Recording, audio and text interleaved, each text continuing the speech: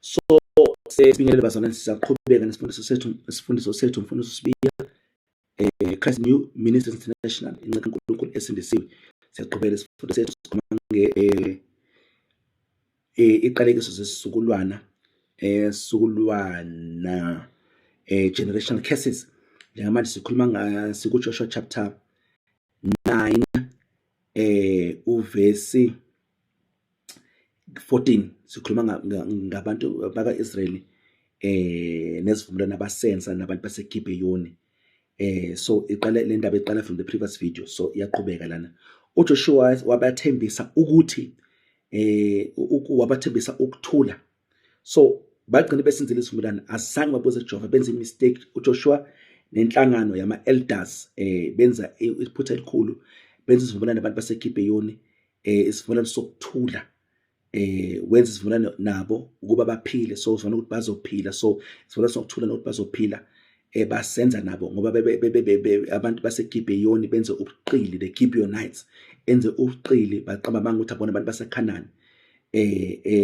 Wenza so lithi Bible benza isivumelwano nabo ukuba baphile. Izikhulu zenhlangano safunga kubo. So big mistake, ngoba uNkulunkulu wayethi babhubhise bonke abantu abaseKhanani. So abantu baseGibheyoni bahlakanipha bathi no, kuze bangasibhubhisi asivele sithi sisuka kude, sigqoke impahla egugile ekhuntile, siphathe ukudla osekubolile, siphathe iwayini, yonke into nje sigcoke ichathule edabukile, kuze bazogcina sisuka kude ngempela, bazoyikholwa into esishoyo, bese abasibulali, bangasithathe njengezitha zabo. Bese-ke thina sesigxizelela, siphushe ukuthi benze isivumelwano nathi, ngoba bangaze benze isivumelwano nathi sokuthula nokuthi ukuthi angeke basibulale, ukuthi sizophila. Then by the time bethola ukuthi hayi sabantu abasuka la eKhanani, angeke bakwazi ukusithinta ngenxa yamandla esivumelwano. Ngamanye amagama, isivumelwano siyahlonishwa. Isivumelwano singaze senziwe whether between abantu ababili, noma between uNkulunkulu nomuntu, whether isivumelwano between umuntu nesitha, siyahlonishwa. Siyahlonishwa isivumelwano. So mangabe umuntu unesivumelwano noNkulunkulu, uSathane uzozama ukuthi enze ukuthi umuntu lo asephule isivumelwano naso, kuze kuzowehleka ukwehlulela noma iqalekiso phezu kwempilo yakho. Because once you break isivumelwano, ama-curses start to come. Lo muntu loyo ozophula isivumelwano senziwe uzowehlela iqalekiso ethize, depending ukuthi kwavumelana ukuthini. Amen. I hope sasenathi sasekhona sonke sisalalele. Amen. Verse 16, kwathi emva kwezinsuku ezintathu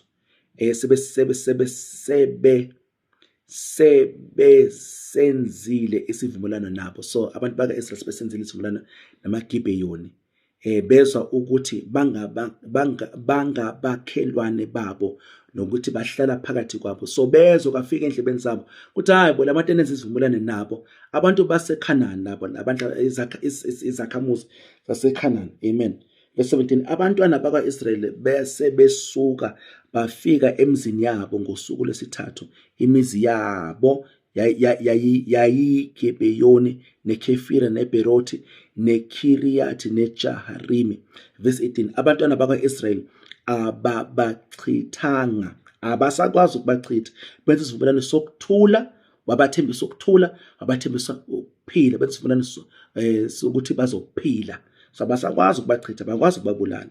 So abantwana baka-Israyeli, verse 18, abantwana baka-Israyeli baka-Israyeli ababachithanga ngokuba izikhulu zenhlangano zazifungile kubo uJehova uNkulunkulu ka-Israyeli. So lesikhathi befunga, lesifunga basenza besingabophi bona bodwa, kodwa besibopha noNkulunkulu wabo uJehova. So senziwe uJoshua nenhlangano, abambuzanga uNkulunkulu ukuthi isivumelwano basenze. uNkulunkulu azange ukuthi asho ukuthi uyavuma, kodwa uma besenza uNkulunkulu lesivumelwano wasihlonipha, wasibona, wasihlonipha, naye sambopha njengoNkulunkulu wabo, ngoba izivumelwano eziqinile ezinamandla zifunga ngoNkulunkulu. Okay, abantwana baka-Israyeli ababachithanga ngoba izikhulu nezinhlangano zazifungele kubo uJehova uNkulunkulu ka-Israyeli. Yonke inhlangano yakhonona nezinkulu ngezikhulu, verse 19, zonke izikhulu zasezithi kuyo yonke inhlangano, sifungile kubo uJehova uNkulunkulu kaIsrayeli, ngalokho asinakubathinta manje. Hayi, anibazi ukubathinta, anibazi ukubachitha. Verse 20, siyakwenza lokho kubo. Sibafike necebo ukuthi bazokwenzani. Sibayeke baphile. Based on isivumelwano esenziwe, asikwazi ukubabulala. Kumele sibayeke baphile. Kufuna sehlelwe lulaka ngenxa yesifungo esasifunga kubo. So ba-understand, abantu baka-Israyeli nabagibhela ba-understand ukuthi njengoba sesinesivumelwano sokuthi kunokuthula phakathi kwethu, sizoseka siphile, anisakwazi ukusibulala. So nabantu baka-Israyeli bayaqonda ukuthi uma besephula isivumelwano esiqalekiso, ukwehlulelwa, ulaka luzowehlela phezu kwabo. They understood. Verse 21, izikhulu zasezithi kubo, mabayekwe baphile. Very good decision. Baba ngabagawuli bemithi nabakhi bamanzi kuyo yonke inhlangano, njengalokhu izikhulu zazibatshelile. So kuthiwa bayeke baphile, bangabulawa, kodwa bazoba abantu abagawula imithi nabantu abakha amanzi nabakhi bamanzi. So kumele kuyokhiwa amanzi kuthuke umuntu waseGibhiyoni. Mangabe kumele kugawula isihlahla kuthuma abantu baseGibhiyoni, sekuwona umsebenzi wabo lobo. Ngamanye amagama bekuyindlela yokubajezisa leyo ngobuqili ababenzile ukuthi baqamba amanga ukuthi akubona abantu baseKhanani. So ikusasa labo kube ukuthi mababe ngabagawuli bemithi nabakhi bamanzi.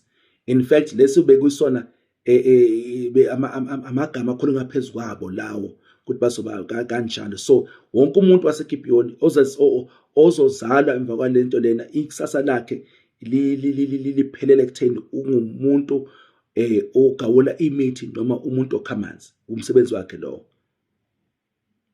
So bekusona-ke isiqalekiso ebese sikhulunywe phezu kwabo leso, namagama akhulunywe phezu. Ezinye izinto, ezinye iqalekiso zikhulula amagama, but bebangakwazi ukubabulala,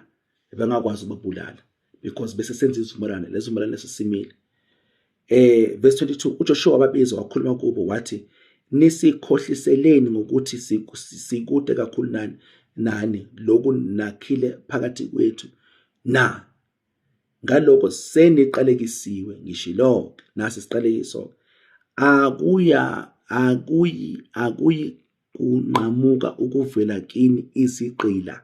Nasi kuJoshua usekhuluma isiqalekiso-ke phezu kwabo. Isiqalekiso leso safezeka, abagawuli bemithi nabakhi bamanzi kuyo indlu kaNkulunkulu wami.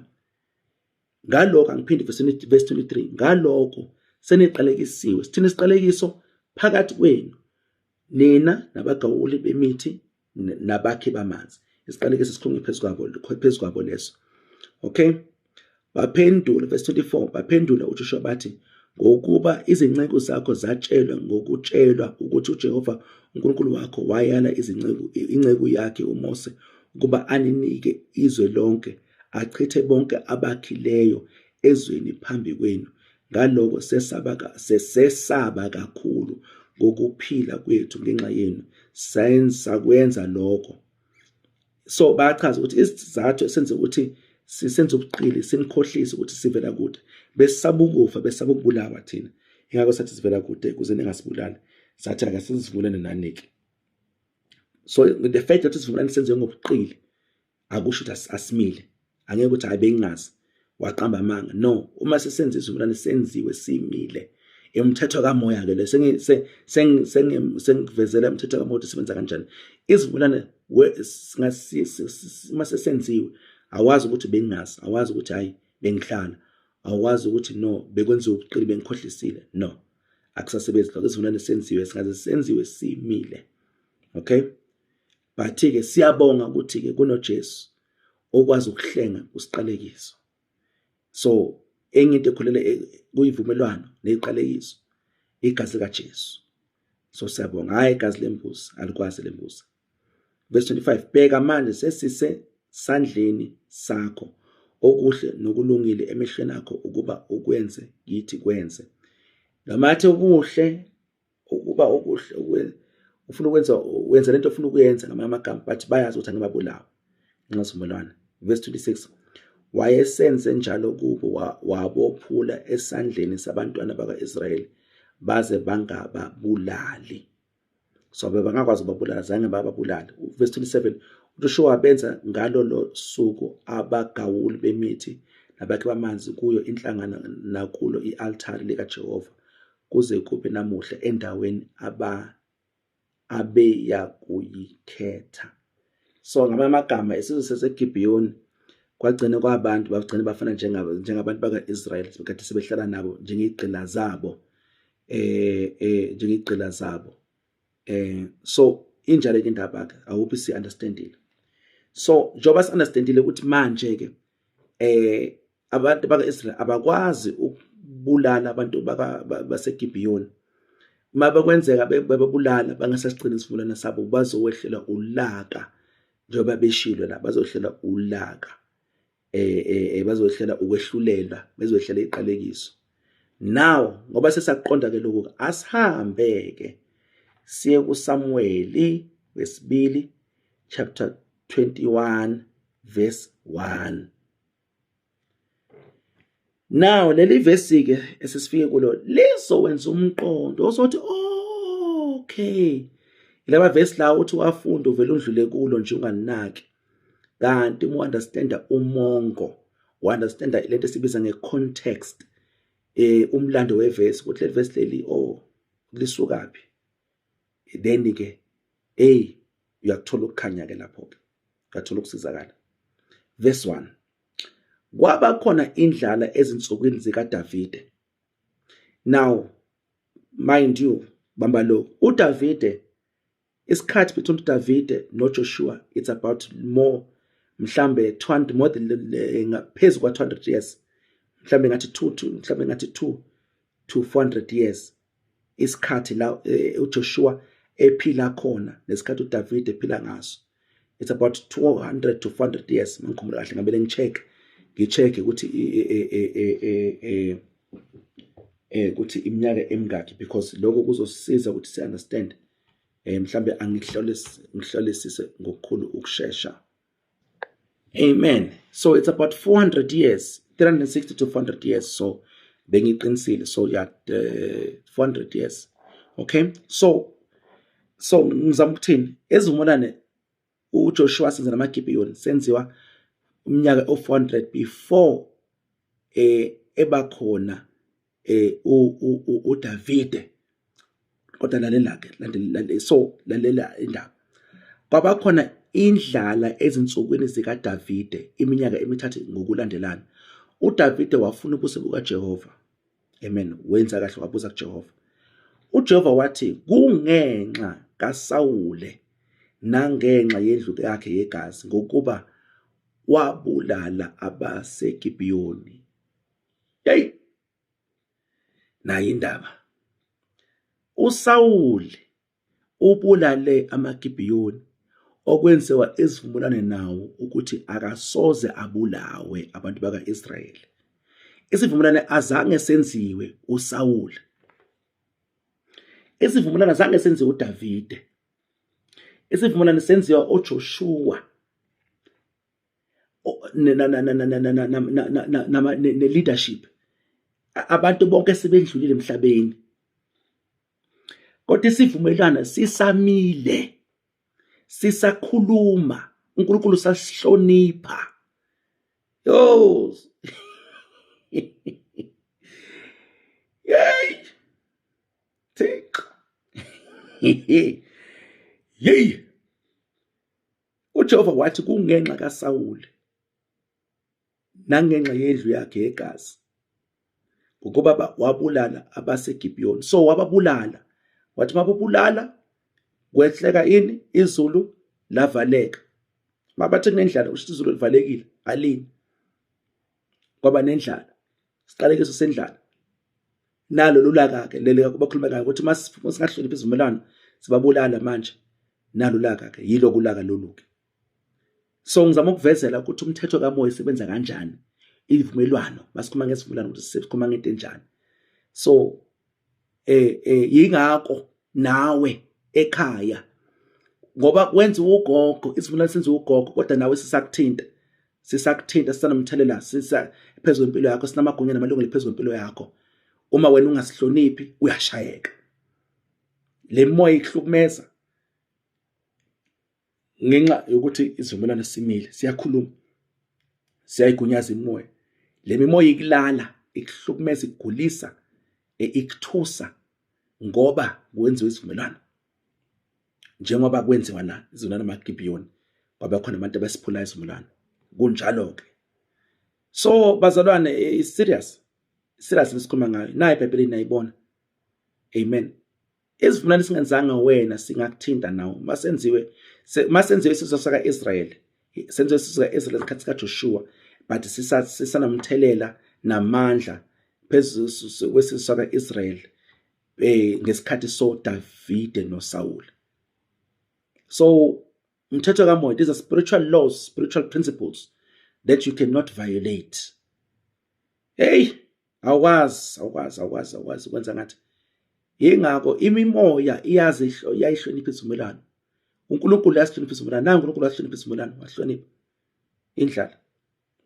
Verse 2, inkosi yayisibiza, inkosi uDavide ke yayisibiza abaseGibhiyoni, yakhuluma kubo abaseGibhiyoni, babengesibo abantwana bakwa-Israyeli, beyinsali yama-Amori. Nayo ke ngishilo ukuthi ke bayinsali yama-Amori, bayizukulwane sama-Amori, bavela khona. They are descendants of ama-Amori, abantu baseGibhiyoni. Lento kade ngisho ke ngisaqala ngichaza le story lapha ku Joshua 9. Abantwana bakwa-Israyeli babefungile kubo. There you go. uSawule wafuna ukubabulala ngokushisekela kwakhe abantwana bakwa-Israyeli nabakwaJuda. Wafuna ukubabulala, and wababulala ngoba izulu lavaleka phela ngoba khona indlala. Verse 3, wathi ke uDavide kwabaseGibhiyoni, nginenzele ntoni na? Okay, all right. uDavide ke inkosi ke ayihlakaniphile, ayifundile futhi ayiwazi umthetho kaNkulunkulu, ayazi izinto zikamoya isebenza kanjani. So uya recognize ukuthi ke njengoba manje ke kubulewa abantu ke manje ke sehlelwe ulaka in the form of indlala. Manje kuze lesiqalekiso sesuke phezukwethu, sesuke siphele, kumele sibele kubantu baseGibhiyoni sibabuze ukuthi yini esingayenza. Sekumele kuvele kubo ukuthi into esingayenza ukuze siqalekiso siphele. Nginenzele ntoni na? Ngingenza ukubuyisana ngantoni ukuba nibusise ifa likaJehova na? So uDavide understand ukuthi manje ukuze siqalekiso siphele, abantu abakaGibhiyoni ababulewe sekuyibona kumele bakhulume isibusiso phezulu abantwana baka-Israyeli ukuze lesiqalekiso sendlala siphele, sesuswe phezulu babantwana baka-Israyeli, because ivumelwano sisebenza kanjalo. Okay, so how lento le izo-apply kanjani Yomzalwane? I-apply kanjani? Izo-apply ukuthi wena ke ubunesivumelwano nesathane, wena wakhonza izithixo, wena wafeba, wena wenza inengiso, wathinta izinto eziqalekisiwe, wayiletha endlini. Now ufuna ukuphuma kuleso sivumelwano leso. So uphuma ngani isivumelwano leso? Uphuma ngamandla esiphambano. Amen. Uphuma ngamandla esiphambano, ngamandla egazi likaJesu Kristu. Okay, injalo ke lento, injalo ke ngoba uKristu yena usihlengile kusiqalekiso. Amen. Verse 4, abaseGibhiyoni bathi kuye, akundaba yesiliva negolide. Ayi, ende baqinisile akundaba yesiliva negolide. noSawule nendlu yakhe, futhi noSawule nendlu yakhe akundaba yokubulala umuntu kwa-Israyeli. Angiphinde futhi ngifunde verse 4, abaseGibhiyoni bathi kuye, akundaba yesiliva negolide, noSawule nendlu yakhe, futhi akundaba yokubulala umuntu kwa-Israyeli. Verse wathi, enikushoyo ngiyakunenzela khona. Enikushoyo ngiyakunenzela khona. Verse 5, bathi enkosini, umuntu owasibulalayo waceba ngathi ukuba sichithwe singasali phakathi kwemikhawulo yakwa-Israyeli. Verse 6, masinikwe abantu abayisikhombisa bamadodana akhe, sibaphanyeke kuJehova eGibeya likaSawule okhethiweyo kaJehova. Inkosi yathi ngiyakuninika bona. So bathi sifuna imphefumulo abantu abawu-7 from basic endlini kaSawule, lento abayishoyo ke lana ke bafuna abantu abawu-7 from abantu umndeni kaSawule, basically into abayishoyo la.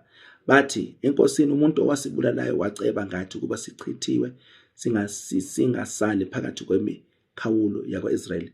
Verse 6, masinikwe abantu abayisikhombisa bamadodana akhe. Oh Lord, sibaphanyeke kuJehova eGibeya likaSawule okhethiweyo kaJehova. Inkosi yathi ngiyakunika bona. Verse 7, kepha inkosi yamyeka uMefiboshethi indodana kaJonatani kaSawule ngenxa yesifungo sikaJehova esasiphakathi kwabo. Okay, so uDavid naye wanesifungo esenzile noJonatani. So ngenxa yalesifungo leso kubantu abengabakhetha ukuthi banikele kumaGibhiyoni ukuthi ababulaleke, azange akhethe uMefiboshethi. Okay, phakathi koDavid noJonatani indodana kaSawule. Verse 8, kepha inkosi yathatha amadodana kaRispa indodakazi ka-Aya yayawazalele uSawule, u-Arimoni noMefiboshethi, amadodana ayisihlanu kaMikhali indodakazi kaSawule ayewazala ku-Adriyeli indodana kaPariziyali uMeshadi, wabanikela ezandleni zabaseGibhiyoni, babaphanyeka entabeni phambi kaJehova, bawa lapho abayisikhombisa kanye kanye. Babulawa ngesikhathi sokuvuna ezinsukwini zokuqala ngasekuqaleni ukuvunwa kwebhali. Verse 10, I think singamala siyeke la. Yeah, singamala. I hope bazalwane siyayibona lento, siyabona ukuthi izinto zaMoses zisebenza kanjani, ukuthi izivumelwano ziyakwazi ukuthi umuntu zimthinte, zima-affecte. Ukuthi uKristu ke umwenza isivumelwano, ukuthi uKristu akusho ukuthi isivumelwano leso owasenza sesiphelile, sisanamagunya, wasenza, sisakhuluma phezulu impilo yakho. So but ke siyabonga ukuthi ngegazi likaKristu siyakwazi ukuthi simelane nesivumelwano, simelane nesivumelwano esasenza noSathane, bese sisebenzisa ngokukholwa lamandla okuhlengwa, the redemptive power of igazi likaJesu. Okay, amandla okuhlenga igazi likaJesu. So isebenza kanjalo ke lento. So kuthi usilisiwe akusho ukuthi automatically iqalekiso bese operate phezulu impilo yakho zivele ziphele nje. Azivele ziphele. Yes, khona izinto ezivele ziphele ngenxa ukuthi usindisiwe, but khona ezinye izinto okumele ule nazo. For example, abantu baka-Israyeli baseseGibhithe baphuma eGibhithe ngegazi, so baphuma ngokuhlengwa kwegazi. Umehluko ukuthi beyigazi lemvu isilwane, but ke bekusazi lokho bekumfanekiso nesiprofeto segazi likaJesu bezofika likwazi ukuhlenga ke lokho kweqiniso kwangempela okuphelele. Okay, bebephuma khona then ke uthi uNkulunkulu kubo masebezowela umfulo obovu, wathi uNkulunkulu kubo lezitha lezi enibona namhlanje amaGibhithe lawo nobona namhlanje ngeniphinde nabone. So ngamagama lithi iBhayibheli liphinde lesembulelo ukuthi ukubhabhadiswa okudlula kwabe emanzini, umfulo obovu, the Red Sea, bekuyinhlobo noma kuyisithunzi sokubhabhadiswa, bekufana nje ukubhabhadiswa sebehlenge igazi, so baredeema bese babhabhadiswa. So ukubhabhadiswa, after ukubhabhadiswa kukhona izitha abangazange baphinde bayibone, izitha zabo zaseGibhithe. Kusho ukuthi kukhona izimpi ozinqoba, kukhona izitha ozinqoba ngokuthi usundlule emanzini. Then ke sibafike ezweni lesithembiso uNkulunkulu obanikeze lona, batsho ukuthi ilizwe lesithembiso eleni, but they had to fight ukuze bazuze lokho uNkulunkulu athi okwabo. So umathi uNkulunkulu okwakho, yes, but you have a part to play. Kunendima okumele udlale, kunendima yokholwa, faith, of which into yabashaya abantu bazali babanganayo ifaith, into ye-obedience, ukulalela uNkulunkulu, into enye yabashaya obedience. Naloko bebekhonza ithixo, bezivumelane nezinye ithixo, befeba, baneyinkinga nje eziningi. So but I want us ukuthi sibambe le principle ukuthi izivumelwano uma usenzile before usindiswa, mhlambe wena bakhona abantu, I know umuntu ozala emndenini baba umkhulu wakhe ebeyisangoma, but akakase abe nenkinga yobungoma, akase ehlusha imoya yobungoma, akase ehlusha imoya yamanzi, imoya abafile, akase yenze into lekuyo. But ke that is the exception. Lento le iyona engumehluko noma into ehlukile eyodwa, ayona into ejwayelekile. Isikhathi esiningi into ezowenzeka mangabe ke uphuma emndenini la kuneqalekiso khona, depending ukuthi iqalekiso enjani, noma wena owenza izinto eziqala iqalekiso phezukwakho, isikhathi esiningi uzobhekana nemimoya namademoni neqalekiso involved nazo before usindiswa, even after usindisiwe. So that is iyona into evamile leyo evame ukwenzeka, but there are exceptions. Angazi lo muntu okhuluma ngaye uNkulunkulu amsebenzisa ngendlela esimanga kuyo kulento esikhuluma ngayo futhi. Okay, so ilento leyo nje bengifuna ukuyiveza ngalama video lawo. Let's just sivele ngomkhuleko, sivele ngomkhuleko ngoba lama video lawo onke ngiwenza ngesikhathi esisodwa ngosuku olulodwa. Next time sizoqhubeka, ngazi ukuthi nini masiqhubeka siqhubeka nini, but what I will do sizobheka ukuthi umuntu esesindisiwe usesindisiwe kuyenzeka ukuthi umzalwane aqalekise, kube nesiqalekiso yini ukuthi isiqalekiso si-operate empilweni yakhe esesindisiwe yini, ukuthi aqalekisiwe esebusisiwe uJesu ekuKristu aphinde aqalekise, kuyenzeka yini. Sizophinda singene eBhayibhelini sicheck amavesi futhi size ukuthi izwi laNkulunkulu lithini, hayi ukuthi umfundisi wakho uthini, hayi ukuthi mina ngithini, but asicheck ukuthi izwi laNkulunkulu lithini and izwi laNkulunkulu lizosiphendula. So asifane ngomkhuleko. Baba, egameni leJesu Kristu siyabonga Nkosi izwi lakho. We thank you Father for ukusifundisa, siyabonga Moya Ongcwele ukusembulela, ukusicorrecta, ukusisiza sihambe eqinisweni, sibone amaqiniso kamoya besingawazi, imithetho kamoya besingayazi. Moya Ongcwele, I pray Nkosi for bonke abantu ababuka lesifundo le series ukuthi Moya Ongcwele bembulele mangabe Nkosi kukhona iqalekiso, kukhona imkhokha, kukhona Nkosi imimoya binamagunya phezulu impilo zabo ngenxa ngezinto abazenza Nkosi ekhaya, lezinto ezenziwe ekhaya ngenxa Nkosi izinto ezenziwa yibo. Father, I thank you ukuthi wena Nkosi uyabathanda, ubasoli, ubathethelele. But and I thank you ukuthi Nkosi bayasebenzisa ukukhula kwabo ukuthi bamelane neqalekiso Nkosi, bazisuse phezulu kwabo, ukuthi baze divorce, bazihlukanise nesiqalekiso bezinamagunya phezulu impilo yabo ngegama likaJesu Kristu nangegazi likaJesu Kristu. Father, we break Nkosi zonke iqalekiso Nkosi bezinamagunya Nkosi, iqalekiso from ukufeba, uqalekiso from ukukhonza ithixo, iqalekiso Nkosi from uyenza umhlatshelo emsamo, iqalekiso from ukudla Nkosi izinto Nkosi eziphuma emsamo, iqalekiso Nkosi from untshontshe, iqalekiso Nkosi from ubuthakathi, iqalekiso Nkosi from ukwenza ivumelwano nemoya yamanzi, iqalekiso Nkosi from ukubulala. I thank ukuthi Nkosi ngegama likaJesu nangegazi likaJesu lezi iqalekiso Nkosi sezisusiwe phezulu impilo zabo, iqalekiso zenhlopheko, iqalekiso zokufa, iqalekiso zokugula, iqalekiso zokubambezela Nkosi zonke, every form of curse has been broken by the blood of Jesus Christ. Right now, I thank you Nkosi bakhuleka ngokweqiniso Nkosi, izinto zabe beyiboshiwe as a result of iqalekiso beyinamagunya Nkosi. I thank you Nkosi kuyakhulula konke Nkosi lokhu ubambe ukufa, umoya wokufa ubahlasele, umoya wokuhlupheka, umoya wokuhluleka ubahlasela. We thank you Nkosi bayaphunyuka ngegama likaJesu nangegazi likaJesu. I thank you Father, it is done right now in Jesus Christ's mighty name. Thank you ukuthi Nkosi bayasizakala abantwana bakho, bayakhululeka Nkosi kwintando yakho ukuthi Nkosi bahambe bekhululekile emoyeni nasemphefumulweni nasemhlabeni nasenyameni egameni likaJesu Kristu. I thank you Father in Jesus Christ's mighty name. Siyabonga kakhulu bazalwane, ngiyathemba khona kuningi ukufundile nibusisekile. Please subscribe and share ihlobo, abangani, ama-colleagues. Inkosi sibe nani. Amen.